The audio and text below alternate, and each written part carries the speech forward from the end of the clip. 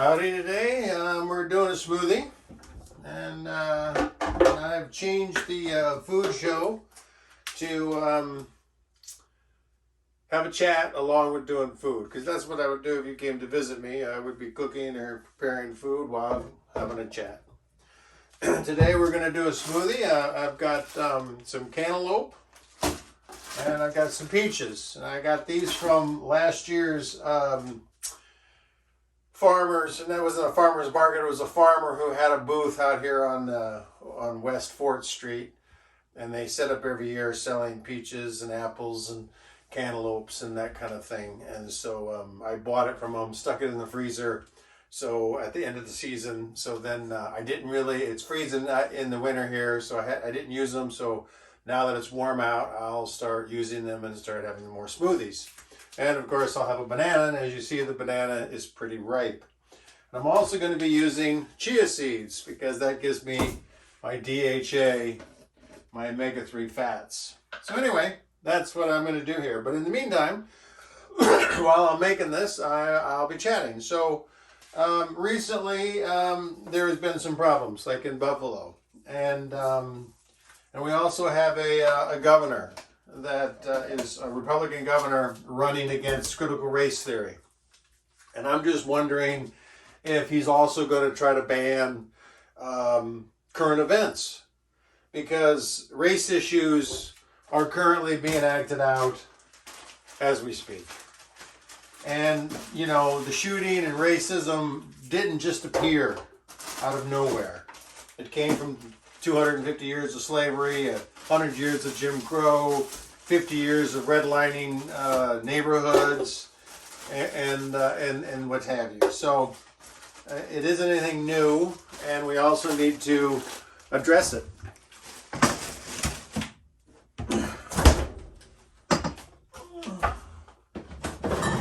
So I'm going to put a little apple juice in there and a little bit of prune juice in my smoothie, because I like prune juice a lot. But anyway, another little factor that happened, our mayor, our Republican female mayor here in Omaha, every 10 years they get an opportunity to look at the city charter and make changes. And guess what she decided she wanted to change? She wanted to change how mayors are being addressed. She wants to drop the word he out of our city charter.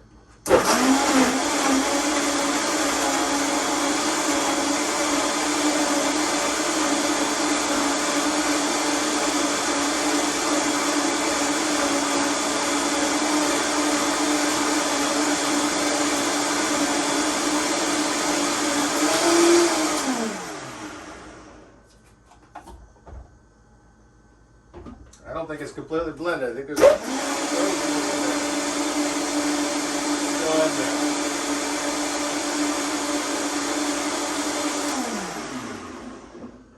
So we're going to have to discuss the history of race in America.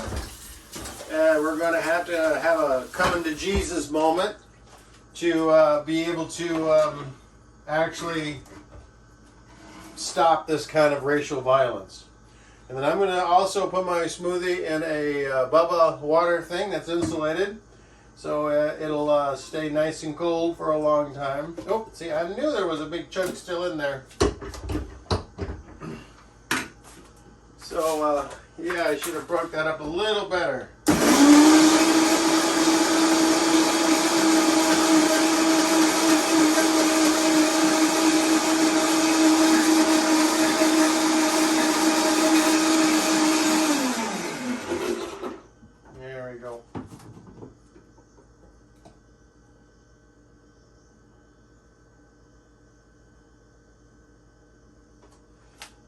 And so that's, you know, we need to elect more women so we can get rid of the fundamental institutional bedrock sexism, racism that's embedded in our, you know, in our very charter. And they refer to the mayor as a he. So obviously in the past they never expected a woman to ever be a mayor. She is our first mayor, and she was elected for 3 times, which no other mayor has ever been elected 3 times in the city of Omaha. So she also broke that situation down a little bit. So in our next election, we need to vote for Democratic females, because the Republicans seem to want to be racists and white supremacists, and they want to take women's rights away. And the idea of women's rights, with this abortion business, they will be using computer data to track these women in the states that have non-abortion when they ban the abortion. And so they won't have to get search warrants. They will be able to just buy that data off the market like anybody can. And then they can prosecute women. If you go to a pro-abortion state from a non-abortion state on vacation, and you have a miscarriage and go back to your state, well, they will try to prosecute you and just say that you had an abortion and that you used a fake name and you used cash and you tried to avoid their laws. And how are you going to prove otherwise?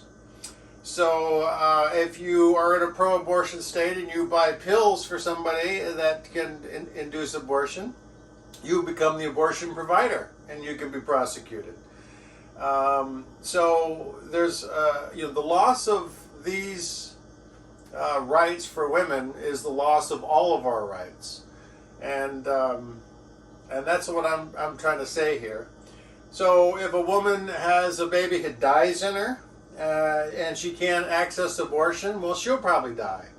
If a woman doesn't form a child completely, it's like missing a brain or something like that, and it's not viable. Well, without the advent of abortion, then how is she going to remove that baby from her? She won't be able to. And we used to lose women to death as often as we lose them to divorce today. Because childbirth is extremely dangerous, much more dangerous than abortion is.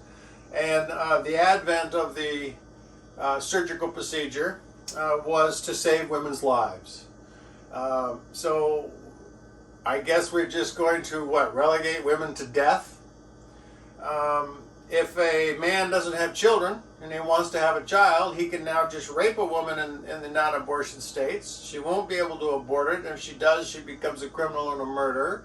He might get 5 years for rape, even though many rape cases people aren't prosecuted. And he'll come out of jail if he has to go to jail, which is highly unlikely, and he'll have a 6-year-old child. So women will be forced to have children with men that they don't want to have children with. Let's say a father, an uncle, cousins, relatives are having sex with their own family members. Those women will be forced to have children, and there'll be many more genetic deformities and genetic problems. And those children will cost society a lot more money in the long run and not be necessarily, we know that interbreeding causes genetic issues. And there's rules against that because we don't want children to be born from inbreeding. So the surgical procedure that will assist in abortion was invented and created to solve these problems that women have, because men seem to want to prey on women and hold them in their place and not allow them to pursue their goals. I had a friend of mine who is an artist and a musician who claims to be groovy and liberal, and he just told me recently that reason women don't make good mothers anymore is because they watch television and see what's available to them in the way of at the mall, and that because men can't provide that lifestyle to them, they divorce them.